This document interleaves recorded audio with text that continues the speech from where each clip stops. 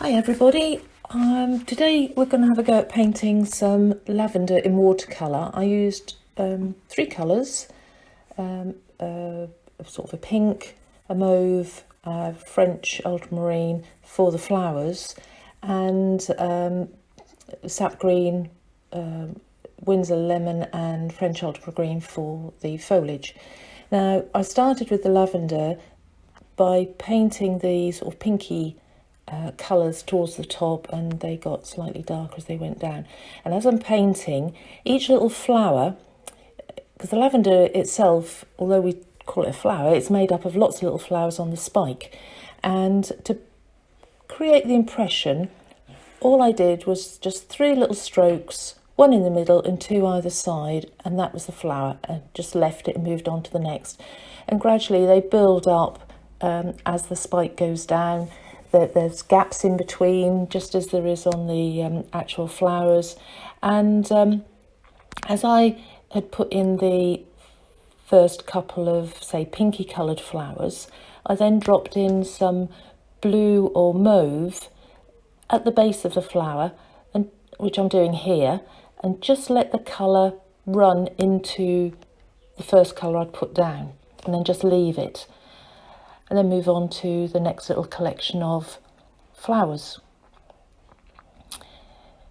Take your time, work slowly, and give some thought as to, where the flowers are going to be on your lavender spike. And then as you're working your way down, there should be enough damp paint that you can drag down to create the spike, as I did there. And then just start making a few more little flowers. Vary the colours that you use. You can see I've used a combination of the sort of pink, mauve and the blues, and then dropping in a darker or alternative colour of the three at the base of those little marks I've made, which will create quite a little bit of interest and a bit of depth to the shape of the flower. And then again, I've left a bit of a space, just like there is on the flowers themselves. I'm working my way down, slightly darker colour now. This is probably a little bit more of the ultramarine blue. I'll list the actual colours that I've used in the detailed description below. So if you do decide to have a go at it yourself, you'll be able to see the colours I've used. And then it's just a case of mixing up those colours to create the colours you want to use in your painting. So here, just finishing off larger flowers at the bottom, because you have the smaller flowers that are new at the top and the older ones at the bottom, which is how they grow. And here I've just dipped into the sort of muted green that I've created. It's a bit like an olive green for the stalk, and there we go.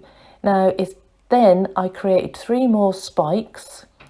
And I've just speeded this part up, really, just to give you an idea.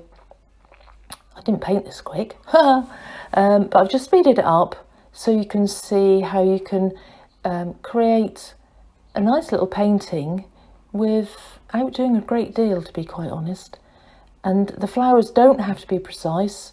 It's just an impression that we're creating, and it's surprising just how a few strokes and a few colours, you can create a nice little painting. So that's the second one in. We're coming in for the third one now.